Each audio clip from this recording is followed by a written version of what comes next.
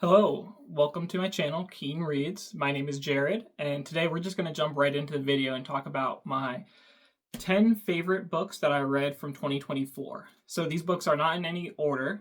There will be spoilers in this video, so if spoilers are an issue for you, I would advise you to stop watching now. But I figured I would just share 10 books that really stood out to me last year. I know we're already quite a bit into 2025, but time's relative anyways, so I figured I would still make this video. And let's go ahead and get started. So the first book that stood out to me was The Aeneid by Virgil. As I mentioned in my last video, I read the Alan Mendelbaum translation. He's also the translator of the copy of the Divine Comedy that I have, so I'll be reading some more Alan later this year. He translated it in, I believe, 1970 or 1973, one of those two, and he won the National Book Award for his translation. So I figured it's a fairly a good translation. I really liked the second half more than the first half of the Aeneid. As I've previously discussed, I tend to like travel narratives a little bit less than other narratives. And the first half is kind of, well, to start off, the Aeneid is about Aeneas, the founder of the Roman people, as he is fleeing from Troy, going through Carthage, and then up into Italy and claiming the land that is now Rome and Italy. So that's the general story. The first half of the story is his travels to get there, and then the second half is him kind of trying to take control of the land that's there. So the first half wasn't as impressed with as the second half, but again, that's just because for some reason I find myself struggling to follow travel narratives where people are just going from one place to the next and maintaining my interest. However, one of the funniest points of the novel, and the one thing that I like to point out and just talk about that I've taken away from it, is a pretty funny scene, funny and tragic scene in the first half of the novel where Dido, who's the queen of Carthage, and Aeneas consummate their marriage in a cave. And then later on, he's trying to flee Carthage for to go to Rome or to go to Italy to claim the land that is his. And Dido's like, well, aren't we married? And Aeneas basically looks at her and goes, well, that was just cave stuff. Doesn't really matter. It's not permanent. And then he takes off. So I just thought that was pretty funny and also tragic from Dido's end. But the fact that he just basically wrote it off like, no, that's just cave stuff. Cave stuff doesn't really matter. It's not real. I just thought that was kind of funny. And I think Dido is also, or Dido, I don't know how it's pronounced, is also a pretty interesting character.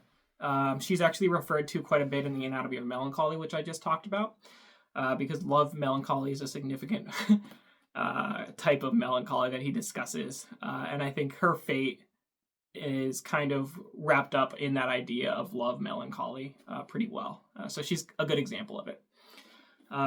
Written in 20 BC, I believe. And like I said, most recent translation the translation that I read is the 1970 or 1973 by Alan Mendelbaum. So that's The Aeneid by Virgil. Next we have Dickinson, Selected Poems and Commentary. So obviously this is Emily Dickinson, very famous poet, and commentary by Helen Vendler. So Helen Vendler was a poet professor, or a poetry professor at Harvard. She unfortunately passed away last year. I got this book for Christmas 2 years ago, so December of 2023, and immediately started reading it in 2024. And what I would do is I would just read a poem or two a night and read the commentary. Dickinson is a poet that I've kind of avoided up until now because, like I mentioned earlier, poetry is something that's hard for me to get. And the poetry that I really enjoy is poetry that I enjoy for the words themselves and kind of the sentences in and of themselves, not necessarily whole themes or things like that, because I do find that stuff does get kind of lost on me, and I just really need to take my time more with poetry, honestly. So like one of my favorite poets is E.E. Cummings, who you can kind of just read and pick up some pithy phrases and things like that. Not to take anything away from him. He has some amazing poems and is a great poet in and of himself. But because of that, it's taken me a while to get to some Dickinson, and I figured I would need hand-holding. So the first time I wanted to pick her up was with some commentary. So I got this, or my wife actually got me this volume for Christmas. And I thought it was the perfect way to really get into Dickinson. because it gives you the poems and then it gives her commentary. Obviously, it's poems and commentary afterwards. Dickinson is such a, if I've been saying Dickens, it's Dickinson. Is such an intentional poet. Every word, every punctuation mark is intentional. She meant to put it there, and it should not be moved or transposed or anything like that. And that can be intimidating, knowing that everything is intentional and there's so much to pick up on. So having her commentary was a godsend, honestly. Really helped me understand these poems and get a lot more out of them. Throughout this video, if I have some, I'll read some passages to kind of get you a feel for it. I'm sure everyone's here has read some Emily Dickinson before, so I'm going to read two of her poems, I believe. Yeah, I marked out 2 of them just to read. So this is in this volume, poem 165. And I believe the numbers are taken from her completed poems. So it's not like this book goes 165 to 166 to 167. It goes from like 165 to 181. So it takes a previous anthology of her poems and uses those. I guess there's a definitive anthology of her poems, probably her complete works, that these poems are given numbers. So this is poem 165. I have never seen volcanoes, but when travelers tell how those old, phlegmatic mountains, usually so still, bear within appalling ordnance, fire and smoke and gun, taking villages for breakfast and appalling men. If the stillness is volcanic in the human face, when once upon a Titanic, features keep their place. If, at length, the smoldering anguish will not overcome, and the palpitating vineyard in the dust be thrown, if some loving antiquary on resumption morn will not cry with joy, Pompeii to the hills return. And then a shorter one, this is poem 588. The heart asks for pleasure first, and then excuse from pain, and then those little anodynes that deaden suffering, and then to go to sleep, and then, if it should be the will of its inquisitor, the privilege to die. And that last one, I really like the repetition of and then throughout the poem. So that's a collection of Emily Dickinson's poetry with commentary by Helen Vendler. Next, we have Of Human Bondage by W. Somerset Maugham. So this was the second Maugham I had read. I've now read 3. I think he's becoming one of my favorite authors. I really like his subject matter. He writes, I'm going to butcher this, but there's coming of age stories which are Boulder's romance. And then this one I'm going to butcher even worse. There's like kind of a coming of age for artists or an artist's story called a Kunstroman, spelled Kunstser Roman, something like that. I told you I'd butcher it, but it seems like he writes in this tradition of kind of artist stories, which I really appreciate. I think art is the reason that I read, to experience art and beauty, and that seems to be his subject matter. So Of Human Bondage is that. It's the story, and it's more of a pessimistic version of that. So the story, or the title actually comes from Spinoza, Of Human Bondage, and it's basically, the full quote is basically saying that humans are in bondage to our emotions. And that's really the major theme as we go through this novel. I believe the main character's name is Philip. As Philip struggles to become a painter, eventually becomes a doctor.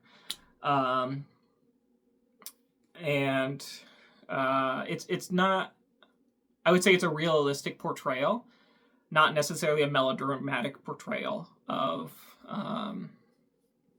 the artist's life, in that in the end he doesn't become an artist. Sorry to spoil that for you, but I warned you about spoilers. So maybe it's more of a realist version rather than a melodramatic story. But I just really appreciate his prose. I like his musings on beauty and art. Just one passage, not necessarily about either of those things, but I think it's probably the most famous passage from this book, which is, there is nothing so degrading as the constant anxiety about one's means of livelihood. I have nothing but contempt for the people who despise money. They are hypocrites or fools. Money is like a sixth sense, without which you cannot make a complete use of the other five. I'd be willing to bet that that last part of that quote, which is money is a sixth sense with which you can't use the other five, is probably one of the most common or the most well-known passage from this book. I definitely have heard that phrase. I don't know if it's an originator with W. Somerset Maugham, but I've definitely heard that phrase before I'd ever heard of human bondage. So to summarize, just a really enjoyable book, flowing prose, some really interesting musings on art and purpose in life and things along those lines.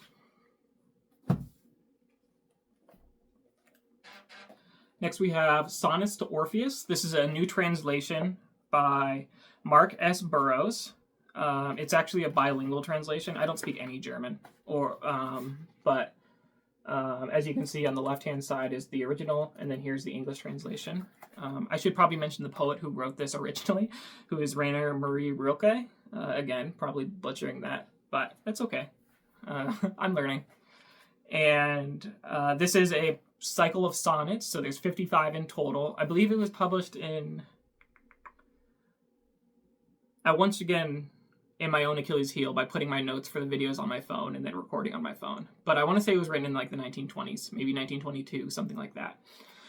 But the poems overall are based on Orpheus, the Orpheus myth, so which is basically Orpheus fell in love with Eurydice, and she ends up dying, goes down to Hades, and Orpheus goes down there, barters with Hades and Persephone to get her back, and he's allowed to bring her back out of hell as long as he does not turn around to look at her. He does not hear her, and before almost reaching the exit, he turns around and loses her forever. So this is a loosely based upon that myth. What I love about Rilke, I've read a couple of his collections. I've read the Book of Hours as well as the Duino Elegies, and then his Letters to a Young Poet. So this is the fourth book by him that I have read. And what I love about his poetry is how ethereal it is, how philosophical, almost otherworldly, like he's dealing with things of a higher order than life itself. I think that's the best way I can describe it. I did select one poem to read out of it. So this in here is elegy, or the sonnet 15 of part 1. There's two parts. There's the first part, which has 26 sonnets, and the second part has 29 sonnets, so making 55. But this is from part 1, so 13. Fullness of apple, pear, and banana, gooseberry. All this speaks death and life in the mouth. I sense. Read it on a child's face when it tastes them. This comes from afar. It is being slowly rendered nameless in your mouth. Is it being slowly rendered nameless in your mouth? Where words once were discoveries now flow, startled and being freed from the fruit's flesh. Dare to say what you call apple, this sweetness that first intensifies, so that quietly formed in our tasting, it becomes clear, alert, and transparent. Ambiguous, sunny, earthy, present. Oh, experience, sensation, joy, immense. So that's just one example of the sonnets. But as you can see, from these tabs, there were quite a few that really stood out to me. Next up, we have a cheat, in that it's 4 novels, but they're the Neapolitan novels by Elena Ferrante.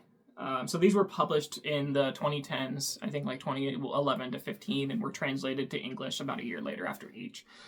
They follow the story of Elena and Lilla, as they go from childhood through adulthood into old age, and I would say one of the major themes is probably just friendship, and it's a beautiful story throughout 4 large novels. So if you're looking for kind of a long epic on just friendship throughout life, this is definitely what you're looking for.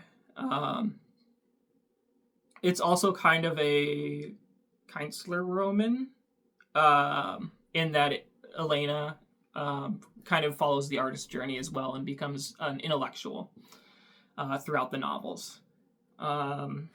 Again, I just kind of fell in love with Elena, the author's prose. It carried me through the 4 novels. I think I read them all in a month. I'll just point out 2 passages that I marked. The first one is in the third volume, I believe. And they're also kind of funny in a pessimistic way, similar to like of Human Bondage. But as soon as I was back on my feet, I telephoned Lila. I didn't want her to be angry that I hadn't told her anything. It was a wonderful experience, I told her. What? The pregnancy, the birth. Adele is beautiful and very good, she answered. Each of us narrates our life as it suits us.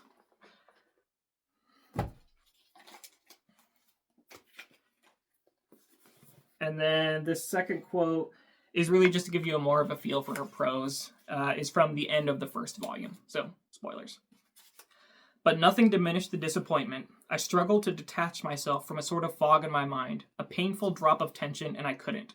I discovered that I had considered the publication of those few lines, my name in print, as a sign that I really had a destiny, that the hard work of school would surely lead upward, somewhere, that Maestro Oliviero had been right to push me forward and to abandon Lila. Do you know what the plebs are? Yes, Maestra. At that moment I knew what the plebs were, much more clearly than when, years earlier, she had asked me. The plebs were us. The plebs were that fight for food and wine, that quarrel over who should be served first and better, that dirty floor on which the waiters clattered back and forth, those increasingly vulgar toasts. The plebs were my mother, who had drunk wine and now was leaning against my father's shoulder, while he, serious, laughed, his mouth gaping at the sexual illusions of the metal dealer. They were all laughing, even Lila, with the expression of one who has a role and will play it to the utmost. So those are the Neapolitan novels. There's 4 of them. Next up, I think we're halfway through. We have 1, 2, 3, 4. So we're halfway through. Next up, we have Haji Marat by Leo Tolstoy. So this was published posthumously. In 1917 was the completed version. Tells the story of the title character, who is a kind of a rebel warrior, who's in a war with Russia, and he ends up switching sides and aiding Russia against the rebels in an attempt to save his family. This novel, it's really more of a novella. I think it's 100 pages. Yeah, just over 100 pages. And I just really thought it was a perfect work. It's paced impeccably. The characters are great. I'm really talking this up, aren't I? In a really clear way, aren't I? But I think rather than letting me talk about this book, I'd rather let Harold Bloom talk about it in The Western Canon. I know, again, I'm kind of an outsider looking in on literature with no formal training, and I know Harold Bloom is kind of a divisive figure, probably more against him than for him, but as an early reader, I found him really encouraging to my reading journey. Just his passion that he talks about books was just infectious. And for that, I can say he's had a positive impact on my reading journey, regardless of how much he set back the literature world by his ideas about the school of resentment and things like that. So this is just him talking about Haji Marat in a way that I never could. And I think will give you a good idea of what you're in for. The subtle power of Tolstoy's narrative, Homeric in its ambience, Shakespearean in its characterization, compensates us above all with its images of heroism. Haji Marat is the best there is in his universe, whether Caucasian or Russian, at every attribute that matters: daring, horsemanship, resourcefulness, leadership, vision of reality. No other hero of epic or saga, ancient or modern, is quite equal to him, or nearly as likable. As Haji Marat dies, he is purged of pity, anger, and desire. And so is Tolstoy. So are we all. That Tolstoy, of all writers, could imagine a death at once so appropriate and so unlike his own dread of death, is an unexpected and reassuring triumph for aesthetic dignity. Whatever we take the canonical to be, Haji Marat centers it in the democratic age. So, I'll let him have the last word on Haji Marat. Next up, we have The Waves by Virginia Woolf. This was published in 1931, and it's kind of a story of monologues. It's about 6 characters, and as they grow up, they're friends, and as they grow up, their interactions with each other. And I think one of the major themes of it is kind of the impact or the interconnectedness of us all, how we have a limited internal life, in that everyone else makes such a large impact on us. I hope that makes sense.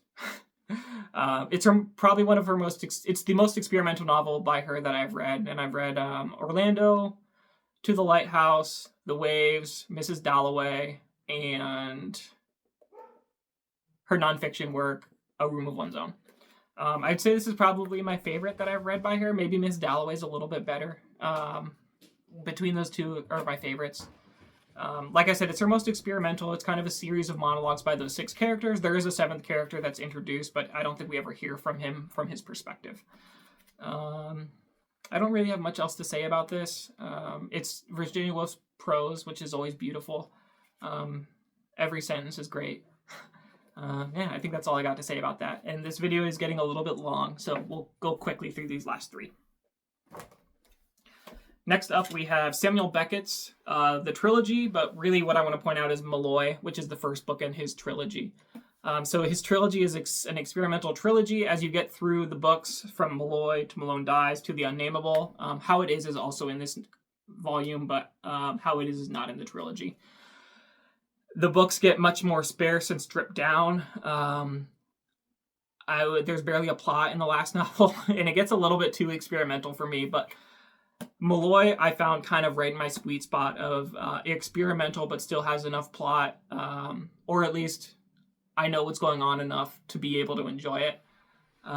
It's broken into 2 parts. The first half is told by Malloy, the second half, and it's about Malloy, his writing habits. He's a handicapped man who writes in his chair. Someone picks it up, they take it, and then the next week they drop off his writing again with some marks on it that he doesn't read. And then the second half is a story of him on his way to find his mother. And then part 2 of the novel is told from the perspective of a private detective named Moran and his son as they are hired to find Malloy. I will read 2 lines from this. One is just an example of some of his prose and probably the most famous line from this book. I say that just because it's the line on the back of the novel. And the next one is a line that really, I think, just highlights what Beckett is trying to do with the trilogy. So the first quote is, which is one that I really like, is, "For in me there has always been 2 fools, among others. One asking nothing better than to stay where he is, and the other imagining that life might be slightly less horrible a little further on." And I think that's perfect in that these novels on the surface seem really pessimistic, but there is always a glimmer of hope. No matter how murky and dark the rest of the novel is, there's always a glimmer of hope that things might be, he never says better, but less horrible, I think is a good way to put it. And then the other quote that I wanted to read is just one line. "It seemed to me that all language was an excess of language." And I think that really sums up Beckett. Second to last book now is Notes of a Native Son by James Baldwin. So these are 10 essays. I believe this was also published in 1955. If I didn't mention it, Malloy was published in 1955. But this is Notes of a Native Son by James Baldwin. And this is 10 essays dealing with race in his time in America and Europe. It's autobiographical in nature. I think you can know what to kind of expect from that if you've ever read any James Baldwin or just any writings on race from like the mid-20th century. I think you really know what to expect. In the hands of James Baldwin, who is a master of literature. I mentioned earlier in an earlier video, but I've heard him described as someone who is always ahead of the reader, and we're gasping and always trying to keep up with him because he's always one step ahead.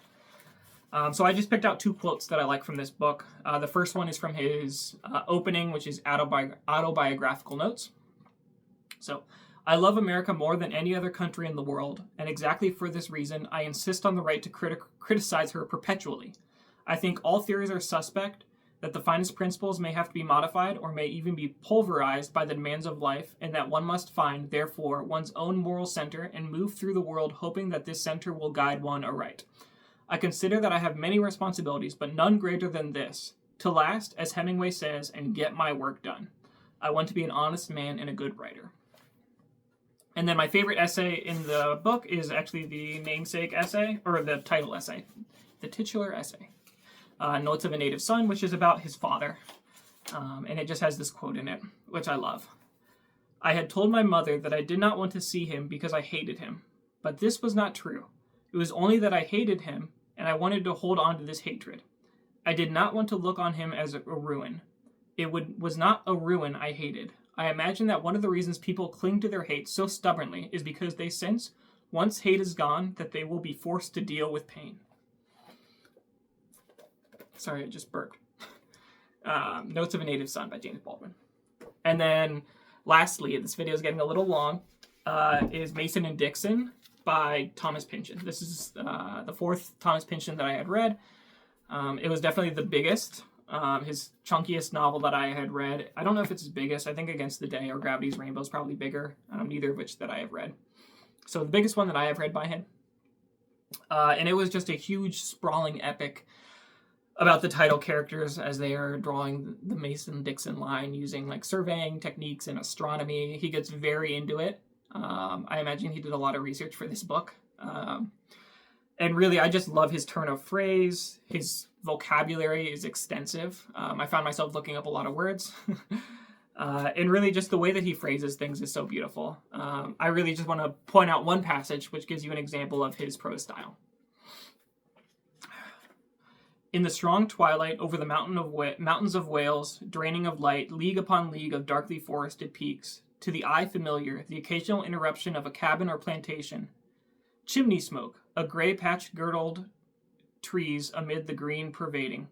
A shade ascending one hollow at a time, the wind acquires at the dark a potency it did not possess in the light. An axe bit's blotched, quenched in the living wood. A dog after a squirrel. A percussive sandwich of hammer, anvil, and the work between. Night over all this watershed how vast, that covers each soul in it like a breathing mouth, humid, warm, carrying the odors of living and dying, that takes back everything committed upon the land that day without appeal, dissolving all in shadow. So, Mason and Dixon by Thomas Pynchon. And those were the 10... I don't know if they were the 10 best books I read. There were other 5-star books that I read in 2024, but those are the 10 when I reviewed my list of books that I ever read that really stood out to me. Lastly, I just want to end this video with what I'm currently reading. So I finished Brideshead Revisited a while ago. In the meantime, I've already started and finished The Moon in Sixpence, also by W. Somerset Maugham. I finished Anatomy of Melancholy, so moving on with my big books goal, I have now started my next book on that list, which is The Brothers Karamazov. I appreciate anyone who watched this long, and just thanks for watching.